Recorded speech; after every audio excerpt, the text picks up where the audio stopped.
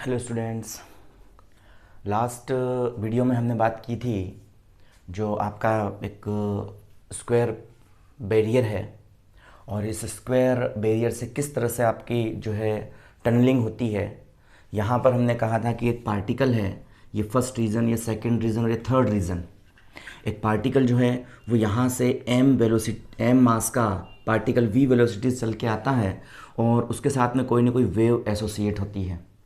इसके कुछ पोर्शन की यहाँ से इसका रिफ्लेक्शन हो जाता है और बाकी का इसका पोर्शन जो होता है वो ट्रांसमिट हो जाता है और ट्रांसमिट होकर के इस थर्ड रीजन में इंटर होता है। और यहाँ पर इसके इंटर होने की कोई ना कोई प्रोबेबिलिटी होती है जो आपकी क्लासिकल मैकेनिक्स है इस चीज़ को यहाँ पर क्लासीफाई नहीं करती, बट यहाँ पर with the help of quantum mechanics हम इस टनलिंग को आसानी से समझ सकते हैं। इसका मतलब ये है कि यहाँ पर जो आपका पार्टिकल है, इस पार्टिकल की एनर्जी इस पोटेंशियल बैरियर की हाइट से, V0 पोटेंशियल बैरियर की हाइट है या पोटेंशियल एनर्जी बैरियर की एनर्जी है। तो इससे जब पार्टिकल की एनर्जी इस पोटेंशियल बैरियर की एनर्जी से कम होती है तब भी इस पार्टिकल में इस बैरियर को पार करने की, इस बैरियर को पेनेट्रेट करने की एक फाइनाइट प्रोबेबिलिटी होती है। ये इफ़ेक्ट जो मैंने कहा था, इस इफ़ेक्ट को हम बोलते हैं टनलिंग इफ़ेक्ट। ये आपका टनलिंग इफ़ेक्ट कहलाता है और इस टनलिंग इफ़ेक्ट की यहाँ पर पुष्टि हो चुकी है। यहाँ पर इसको प्रूव किया जा चुका है कुछ अपनी घटनाओं के लिए। जैसे कि यहाँ आपकी जो है न्यूक्लियर फिज़िक्स में एक घटना होती है, यहाँ पर अल्फ़ा पार्टिकल का डिके। अल्फ़ा पार्टिकल जो होता है वो इसी टनलिंग इफ़ेक्ट की हेल्प से समझा जा सकता है।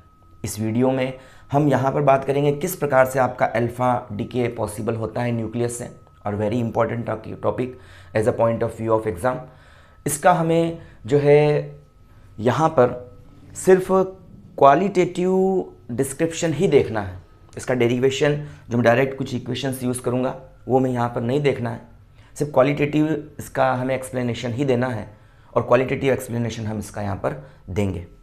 तो यहाँ पर सबसे पहले देख लें कि आखिर ये अल्फ़ा डिके होता क्या है।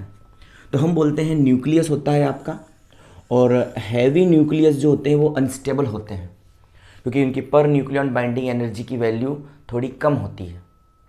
बाइंडिंग एनर्जी वो एनर्जी जो न्यूक्लियॉन्स मतलब आपके प्रोटॉन्स और न्यूट्रॉन्स को इस न्यूक्लियस में बांधे रखती है। Nuclear force is a very heavy force, earth का सबसे हैवी फोर्स होता है। और जो बाइंडिंग एनर्जी इनको बांधे रखती है, मतलब वो एनर्जी नेगेटिव होती है, वो एनर्जी इनको बांधे रखती है। और बांधे रखने पर क्या होता है कि यहाँ पर ये आपका न्यूक्लियस इसमें रह सकता है। बट जैसे जैसे ये इसका न्यूक्लियर का मास बढ़ता जाता है, इसका मास नंबर बढ़ता जाता है, तो न्यूक्लियर अनस्टेबल होता जाता है। बिकॉज ऑफ आपका अगर हम बात करें यहाँ से, तो जो न्यूक्लियर फोर्सेस होते हैं वो शॉर्ट रेंज फोर्स होते हैं। जैसे जैसे इसका मास नंबर बढ़ता है तो उस कंडीशन में इसमें नंबर ऑफ़ न्यूक्लियॉन्स भी क्या होते जाते हैं, बढ़ते जाते हैं। जैसे कि हम कहें कि जब ये यहाँ था आपका न्यूक्लियर, तो ये न्यूक्लियर में जो इसके न्यूक्लियस हैं, प्रोटॉन और न्यूट्रॉन दोनों होते हैं। Proton is charge particle and neutron is अनचार्ज particle. But nuclear forces जो होते हैं वो चार्ज और अनचार्ज दोनों पार्टिकल के बीच में लगते हैं। तो हम अगर इस कॉन्फ़िगरेशन को समझें तो nuclear force is a very short range force होते हैं। यहाँ पर ये न्यूक्लियस अपने चारों ओर के न्यूक्लियस पर क्या करेगा, यहाँ पर इफेक्ट डालेगा और उसको स्ट्रॉन्ग न्यूक्लियर फोर्स से अपनी ओर अट्रैक्ट करेगा।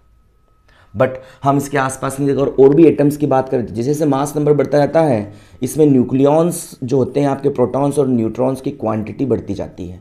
जब प्रोटॉन्स और न्यूट्रॉन की क्वांटिटी बढ़ती जाती है तो इस कंडीशन में क्या होता जाता है, ये अनस्टेबल होता है। बिकॉज ऑफ यहाँ पर ये न्यूक्लियस सिर्फ अपने आसपास के न्यूक्लियनों को ही स्ट्रॉन्ग न्यूक्लियर फोर्स से अट्रैक्ट कर सकता है। बट कुछ दूरी पर, सपोज करो यहाँ पर कोई न्यूक्लियन से आपका प्रोटॉन है, तो ये प्रोटॉन इस प्रोटॉन को उस न्यूक्लियर फोर्स से अट्रैक्ट नहीं कर पाएगा, हेवी न्यूक्लियर फोर्स यहाँ पर नहीं लगा पाएगा। और तो और रादर देन ये क्या करेगा, इस पर जो है कूलाम रिपल्सिव फोर्स अप्लाई करेगा, जिसके कारण से ये न्यूक्लियस आपका अनस्टेबल होगा। और ये जो आपका कूलाम रिपल्सिव फोर्स के कारण से ये जो आपका प्रोटॉन है ये बाहर निकलने की कोशिश करेगा। तो जैसे जैसे मास नंबर बढ़ता जाता है वैसे वैसे नंबर ऑफ न्यूक्लियॉन्स भी, नंबर ऑफ प्रोटॉन्स भी इसमें बढ़ते जाते हैं, और नंबर ऑफ प्रोटॉन्स के बढ़ते जाने के कारण से ये न्यूक्लियर हैवी होता जाता है। यही रीज़न है कि आपके जो 210 से ग्रेटर देन जितने भी न्यूक्लियॉन्स हैं, जितने भी न्यूक्लियर्स हैं, जितने भी एटम्स हैं जिनका मास नंबर 210 से ज़्यादा है, वो मोस्टली अनस्टेबल होते हैं, जैसे यूरेनियम 238।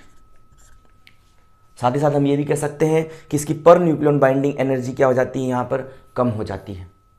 और कम हो जाने के कारण से क्या होता है कि यहाँ पर न्यूक्लियन बाइंडिंग एनर्जी का मतलब ये है कि इस पर न्यूक्लियन को बांधे रखने के लिए बाइंडिंग एनर्जी, इस न्यूक्लियॉन्स को एक जगह बांधे रखने के लिए एनर्जी जो कम होती जाती है इस मास नंबर के बढ़ते जाने से।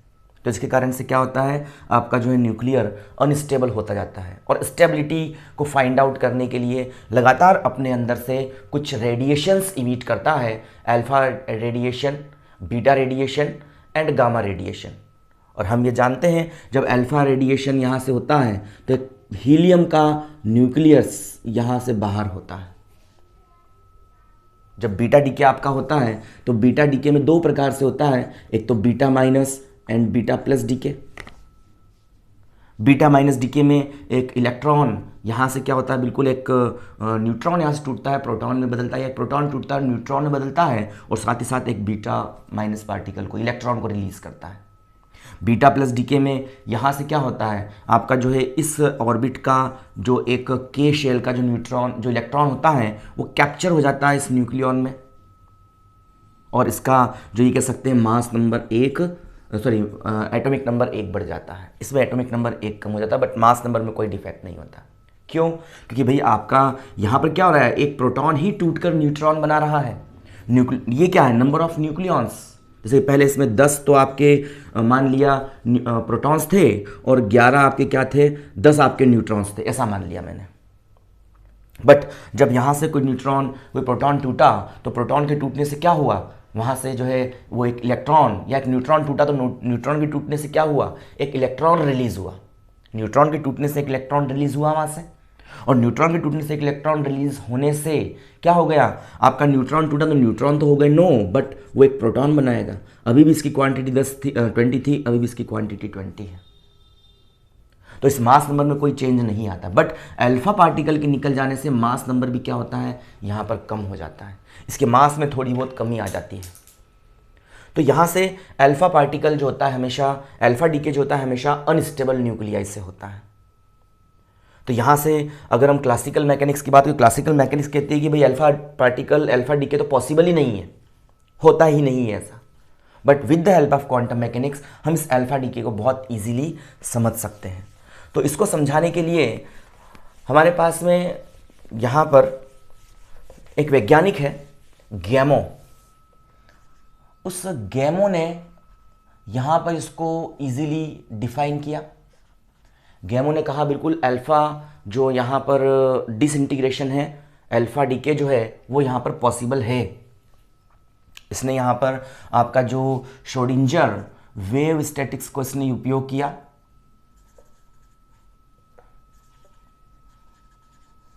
श्रोडिंजर वेव स्टैटिक्स को इसने यूज़ किया, और इसने भी यही कहा कि जब पार्टिकल ऑपरेट होता है तो उसके साथ में एक वेव इंक्लूड होती है, और वो वेव जो होती है आपकी, उसकी यहाँ पर टनलिंग इफेक्ट के द्वारा बाहर की ओर निकलने की, बाहर की ओर पेनेट्रेट करने की एक फाइनाइट प्रोबेबिलिटी होती है। इसने ये माना, कुछ एस्यूम्शन इसने माने। पहला एस्यूम्शन इसने माना कि पार्टिकल के साथ में क्या है, एक वेव जनरेट है, एक वेव इंक्लूड है, और वो वेव सिंगल वेव नहीं है, वो वेव पैकेट्स के रूप में चलती है।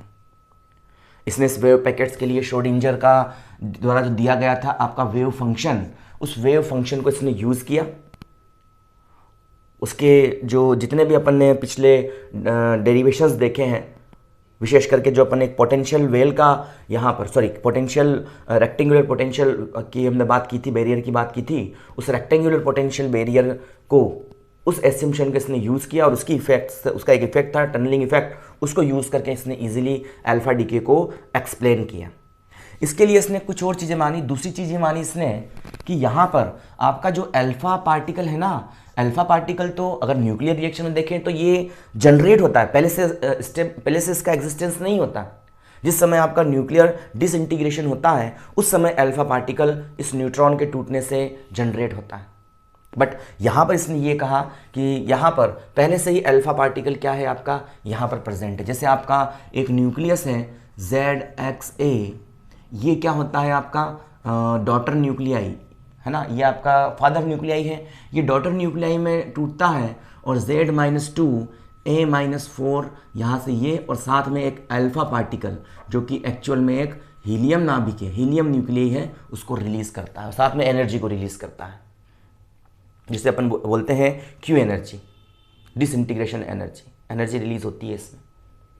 तो हमारा मेन इंटरेस्ट यहाँ पर इस अल्फा पार्टिकल की जो एनर्जी को फाइंड आउट, अल्फा पार्टिकल के जो यहाँ से बाहर निकलने के लिए हम इसको देख रहे हैं। तो इसने ये कहा कि अल्फा पार्टिकल पहले ही न्यूक्लियस में क्या होता है, प्रेजेंट होता है। और फिर इसने क्या किया, इसने जो है एक कर्व खींचा पोटेंशियल एनर्जी और जो है आपका यहाँ पर डिस्टेंस के बीच में। तो पोटेंशियल एनर्जी डिस्टेंस के बीच जब इसने कर्व खींचा तो वो कर्व इसने कुछ इस तरह से खींचा, यहाँ -V0 0, और फिर यहाँ से होकर के ये कर्व इसने खींचा।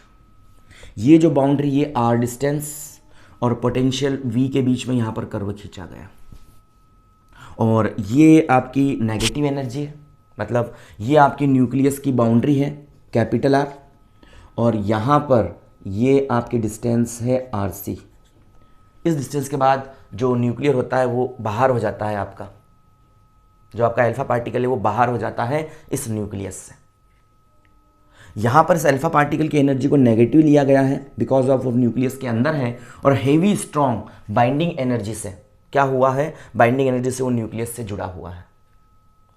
तो इसीलिए यहाँ से यहाँ तक का इन्होंने नेगेटिव एनर्जी ली। बट जैसे ही इसकी बाउंड्री पर आता है तो बाउंड्री पर जो एनर्जी इसकी होती है, ये इसकी एनर्जी होती है किसकी, इस पोटेंशियल बैरियर की एनर्जी इतनी होती है बाउंड्री पर। और यहाँ पर अल्फा पार्टिकल की एनर्जी को यहाँ इस डॉटेड लाइन के द्वारा मैंने यहाँ रिप्रेजेंट कर रहा हूँ, इस तरह से डॉटेड लाइन के द्वारा मैं रिप्रेजेंट कर रहा हूँ। ये RC आपकी है और ये आपकी अल्फा पार्टिकल की एनर्जी है। ऑब्वियस सी बात इसमें दिख रहा है हमें कि अल्फा पार्टिकल की एनर्जी जो है ये इस पोटेंशियल बैरियर की एनर्जी से क्या है, काफ़ी कम है। तो अकॉर्डिंग टू क्लासिकल फिजिक्स यहाँ पर अगर इस अल्फा पार्टिकल को इस बैरियर से बाहर निकलना है तो उसको इतनी एनर्जी कम से कम फाइंड आउट करनी पड़ेगी, और इतनी एनर्जी को फाइंड आउट करने के बाद में ही क्या कर पाएगा, वो बाहर निकल पाएगा। बट यहाँ पर जो है अकॉर्डिंग टू क्वांटम मैकेनिक्स, मतलब क्लासिकल मैकेनिक्स कहती है कि यहाँ अल्फा पार्टिकल यहाँ से पॉसिबिलिटी नहीं है। इसका एग्जांपल हम देखेंगे पोलोनियम का, और उसके आधार पर भी हम इसको समझेंगे। तो यहाँ पर यह है कि भाई यहाँ इसकी पॉसिबिलिटी नहीं है बाहर निकलने की, बल्कि क्वांटम मैकेनिक्स कहती है इसकी पॉसिबिलिटी है, ये न्यूक्लियस आपका यहाँ से ईजिली बाहर निकल सकता है। जब ये R डिस्टेंस पे होता है तो भले इसकी एनर्जी, बट R से RC डिस्टेंस के बीच में जब ये न्यूक्लियस के बाहर हो जाता है तो यहाँ पर इसके ऊपर कौन सा फोर्स लगता है, कूलम्बियन रिपल्सन फोर्स लगता है। उस कूलम्ब रिपल्शन फोर्स से यहाँ आने के बाद में ये RC के बाद में क्या हो जाता है, इजीली बाहर निकल जाता है। तो यहाँ सबसे पहले अपन जो है इस जो आपका यहाँ पर है अल्फा पार्टिकल है, इस अल्फा पार्टिकल की जो एनर्जी है उसको हम यहाँ पर निकाल लें। तो अल्फा पार्टिकल की जो एनर्जी होगी, यहाँ से जो अल्फा पार्टिकल बाहर निकल रहा है उस अल्फा पार्टिकल की एनर्जी अपन यहाँ पर निकाल लें। कितनी एनर्जी चाहिए उसको बाहर निकलने के लिए, उस एनर्जी को हम यहाँ कैलकुलेट कर रहे हैं। वो एनर्जी जो इस अल्फा पार्टिकल को इस न्यूक्लियस से बाहर निकलने के लिए चाहिए, इसका मतलब वो एनर्जी जो इस न्यूक्लियस के पास में है, क्योंकि इसका इंटीग्रेशन हो गया इसमें, अब ये न्यूक्लियस अपने पास में डॉटर न्यूक्लियाई, इस डॉटर न्यूक्लियाई की एनर्जी कितनी है उस एनर्जी को हम फाइंड आउट कर लेंगे तो हमें वो एनर्जी मिल जाएगी जो इस अल्फा पार्टिकल को इस जो है यहाँ इस बैरियर से निकलने के लिए रिक्वायर्ड है। तो वो पोटेंशियल एनर्जी निकाल रहा हूँ मैं, इस पोटेंशियल एनर्जी की वैल्यू निकाल रहा हूँ मैं जो डिस्टेंस R पर डिपेंड करती है। तो VR that's is equal to कितनी एनर्जी होगी वो, तो वो एनर्जी हम इजीली यहाँ पर कह सकते हैं जो पोटेंशियल एनर्जी की रिक्वायरमेंट है यहाँ पर, चाहे तो उसको फिलहाल मैं एनर्जी लिख दूँ, तो ई एनर्जी क्या होगी, एनर्जी इज ए वर्क, और वर्क इज इक्वल टू क्या होता है, पोटेंशियल इनटू चार्ज, क्यूवी। यहाँ पर हम पोटेंशियल की बात करें तो हमने लास्ट क्लासेस में, छोटी क्लासेस में, 12th क्लासेस में आप लोगों ने बिल्कुल कूलाम्बियन रिपल्सन फोर्स के कारण से पोटेंशियल एनर्जी निकाली थी हमने एक सिस्टम की, और वो थी आपकी Q into Q1 Q2 upon में कितनी है, ये R आपकी होती है। तो उस पोटेंशियल एनर्जी की हमने यहाँ बात की थी।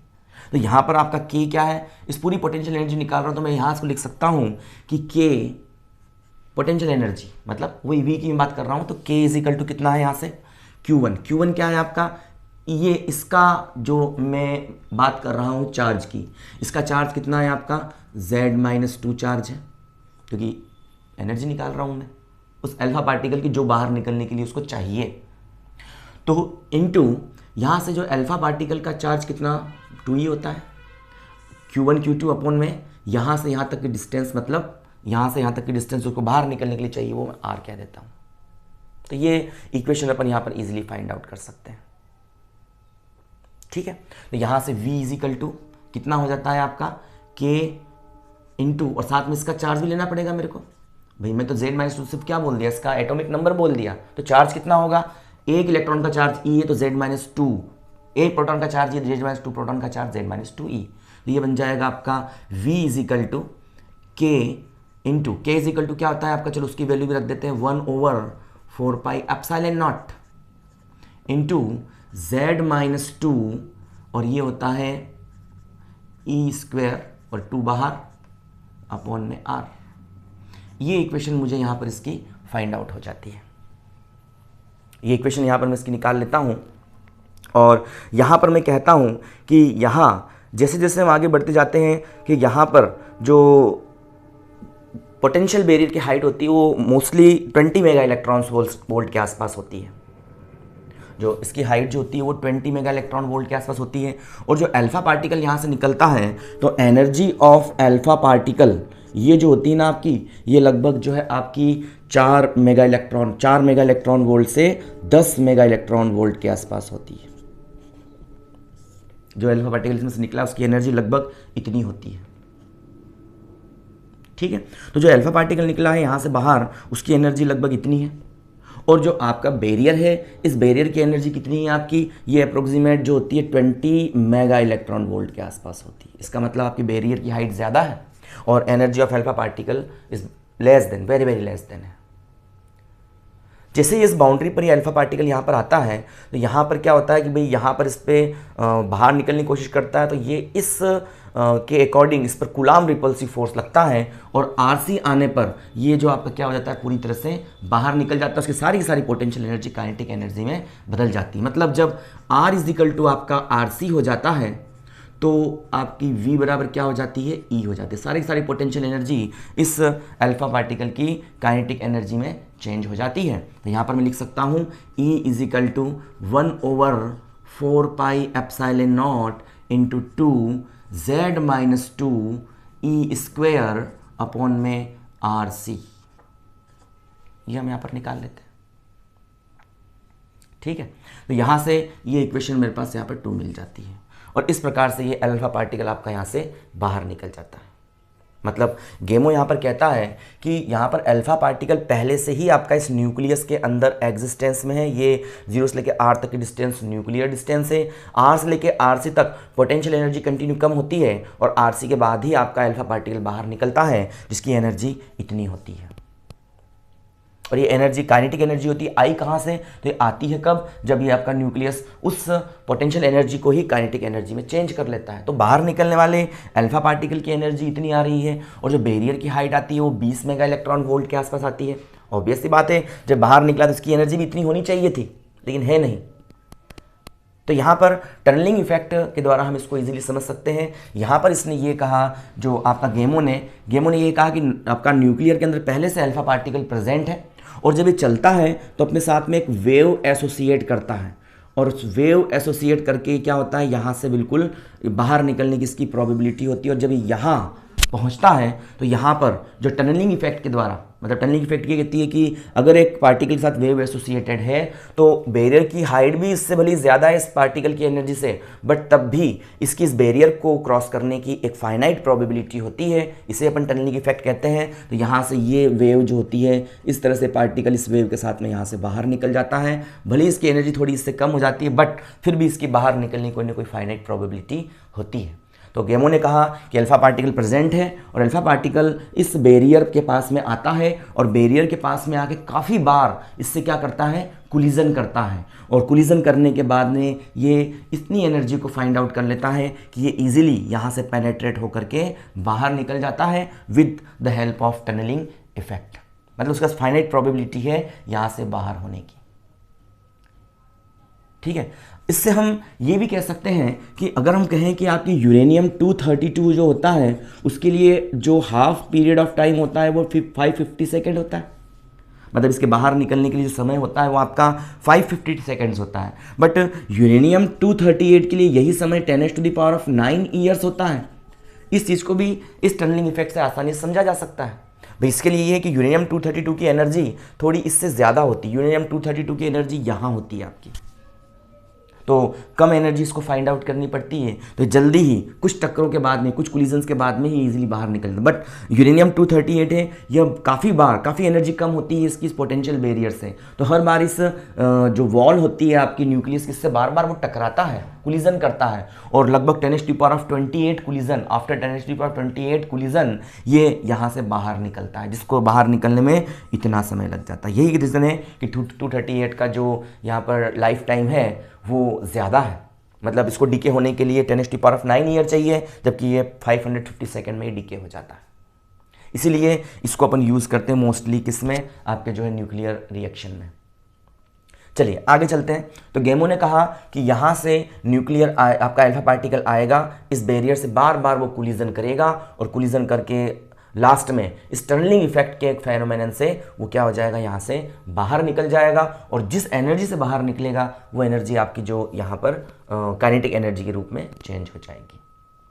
यहाँ से अगर हम इसको एक पोलोनियम का एग्जाम्पल लेके चलते हैं, तो पोलोनियम को अपन यहाँ एग्जाम्पल के रूप में लेके चलते हैं। तो पोलोनियम की आपकी जो यहाँ पर एनर्जी होती है, पोलोनियम का जो होता है ये होता है 84204।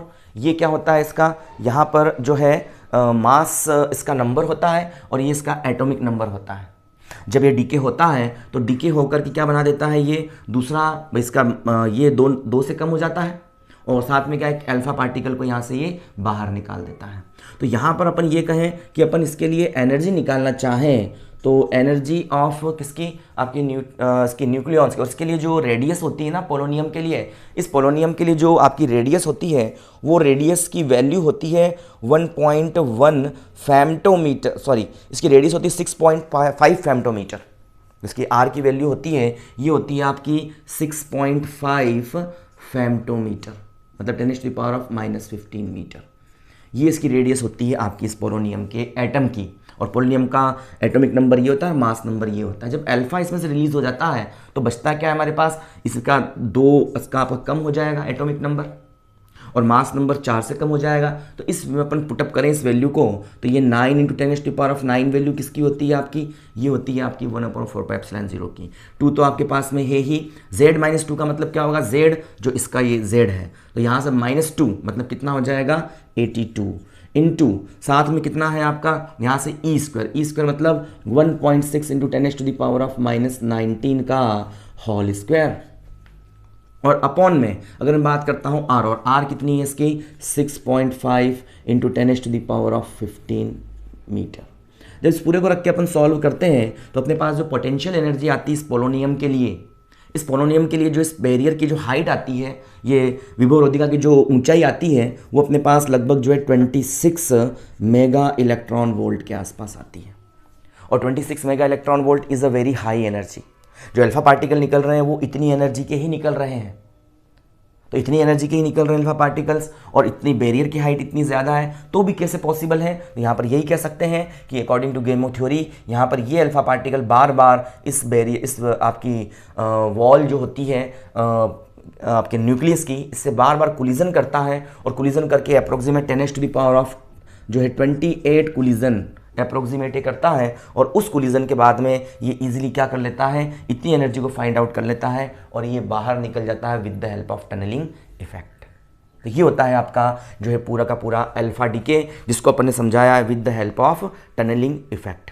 फिर सुन लेना, एग्जाम में आपको क्या क्या लिखना है कि Gamow theory, what is Gamow theory and with the help of Gamow theory की हेल्प से किस प्रकार से अल्फा पार्टिकल के डिसइंटीग्रेशन को, विघटन को समझाया जा सकता है, व्याख्या कीजिए। उसमें आपको पूरा लिखना है। पहले ये एग्जाम्पल आप इसमें दे देना, ठीक है, और एग्जाम्पल देके आप इजीली इस चीज़ को यहाँ पर सॉल्व कर सकते हैं। लिखेंगे क्या, तो यहाँ पर गेमो नाम के वैज्ञानिक ने अल्फा पार्टिकल को बाहर निकालने के लिए, अल्फा पार्टिकल के न्यूक्लियर में से बाहर निकलने के लिए यहाँ पर क्या किया, श्रोडिंगर वेव मैकेनिक्स को यहाँ पर यूज़ किया। उसने श्रोडिंगर वेव मैकेनिक्स के द्वारा दिया गया वेव फंक्शन यूज़ किया, और जो आपका रेक्टेंगुलर पोटेंशियल जो बैरियर था उसके एसम्पशन को यहाँ पर सुरंगन प्रभाव को इसने उपयोग किया, जिसके अंतर्गत सुरंगन प्रभाव क्या होता है, तो लिखना, सुरंगन प्रभाव के अंतर्गत अल्फा पार्टिकल को पहले से ही नाभिक में अस्तित्व में माना जाता है।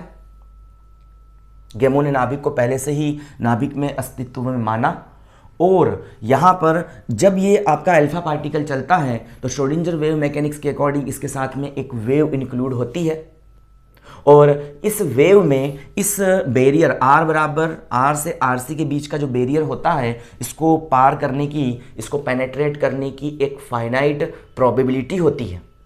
इस प्रकार अल्फा पार्टिकल की एनर्जी इस पोटेंशियल बैरियर से कम होते हुए भी ये अल्फा पार्टिकल बार बार इस न्यूक्लियस की बाउंड्री से कोलिजन करता है, और आफ्टर 10⁻28 कोलिजन ये इतनी एनर्जी को एब्जॉर्ब कर लेता है, और इजीली फिर क्या होता है, ये इस वॉल से पेनेट्रेट होकर के बाहर निकल जाता है। जैसे ही ये R से RC के बीच के डिस्टेंस कवर करता है तो R से RC के बीच इस पर कूलाम्बियन रिपल्शन फोर्स लगता है।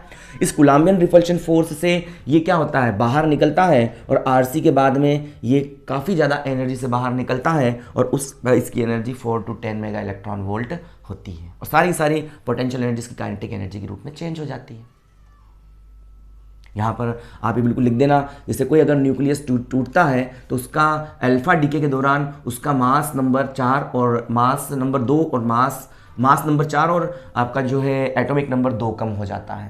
तो यहाँ से अपन इसकी एनर्जी निकालते हैं, तो एनर्जी के लिए अपन कह सकते हैं कितनी एनर्जी चाहिए इसको बाहर निकलने के लिए, इस डॉटर न्यूक्लियाई की एनर्जी कितनी है, वही एनर्जी इसको बाहर निकलने के लिए चाहिए। तो एनर्जी ऑफ अल्फा पार्टिकल या energy of upon daughter nuclei भी कह सकते हैं, K into Q1 Q2 upon में R। ये इस रेंज में इसके पास में कूलाम रिपल्सिव फोर्स लगेगा, और कूलाम रिपल्सिव फोर्स होता है K into Q1 Q2 upon में R। एक सिस्टम की पोटेंशियल एनर्जी का फॉर्मूला होता है। तो उस पोटेंशियल एनर्जी को फाइंड कर रहा हूँ, तो K इंटू Q1 क्या है आपका, ये जो आपका न्यूक्लियाई निकला है ये इसकी एनर्जी, तो यहाँ से इसका मास एटॉमिक नंबर 2 कम हो जाता है, तो एटॉमिक नंबर इंटू चार्ज, तो ये Q1 निकल जाएगा आपका। जो अल्फा पार्टिकल निकला है उसकी एनर्जी कितनी है आपकी, 2E है, तो 2E उसको बाहर निकलना है, तो 2E एनर्जी हम यहाँ पर इसको लिख देते, क्यों, क्योंकि इसका मास, इसका एटॉमिक नंबर कितना है 2, और चार्ज कितना हो जाएगा 2E के इक्वल। ठीक है, तो यहाँ से इसको सॉल्व करके लिखते हैं, R क्या है, ये न्यूक्लियर से यहाँ तक की डिस्टेंस है, तो ये अपने पास में वैल्यू आती है। जब R इक्वल टू RC होता है, मतलब न्यूक्लियस यहाँ तक पहुँचता है, तो उस समय इसकी सारी पोटेंशियल एनर्जी काइनेटिक एनर्जी में बदल जाती है। तो यहाँ से अपन इस अल्फा पार्टिकल की काइनेटिक एनर्जी भी निकाल सकते हैं। ठीक है, और इस प्रकार से आपका डिसइंटीग्रेशन यहाँ पर हो जाता है। अगर एग्जाम्पल के रूप में with the help of example भी आपको समझा देना, एग्जाम्पल के रूप में अगर 84 पोलोनियम 204 को लें, जिसकी रेडियस इतनी होती है और जिसका एटॉमिक नंबर इतना होता है, तो आफ्टर कोलिजन ये बार बार इस वॉल से टकराता रहता है और टकरा करके एनर्जी को फाइंड आउट कर लेता है। अगर अल्फा पार्टिकल यहाँ इससे निकलना चाहता है तो उसके लिए जो पोटेंशियल एनर्जी होती है वो इस फार्मूले की हेल्प से अपन इसको निकाल सकते हैं। तो पोटेंशियल एनर्जी जो आती है पोलोनियम के लिए वो 26 मेगा इलेक्ट्रॉन वोल्ट आती है, बट यहाँ से निकलने वाले अल्फा पार्टिकल की एनर्जी जब फाइंड आउट की गई तो energy 4 to 10 mega electron volt के आसपास आई।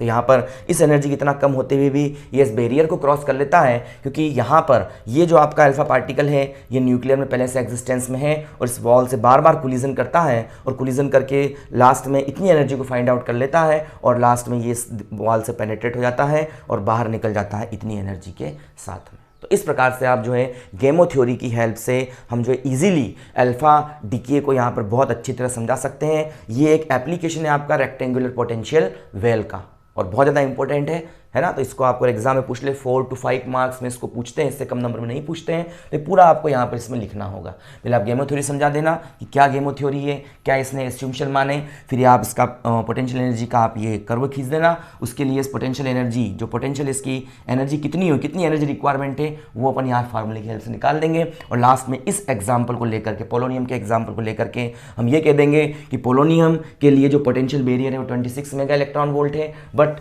जब इससे अल्फा डीके हुआ तो इससे निकलने वाले अल्फा डीके की energy 4 to 10 mega electron volt note की गई।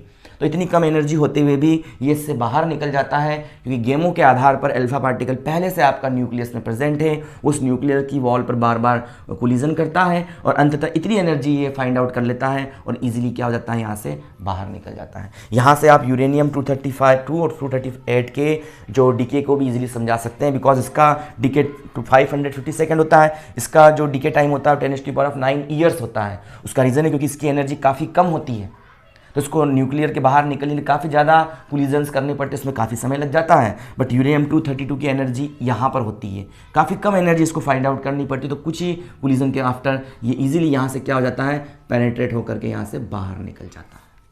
तो इस तरह से आपका जो है ये गेमो थ्योरी है, यहाँ तक आपको एग्जाम में करना है।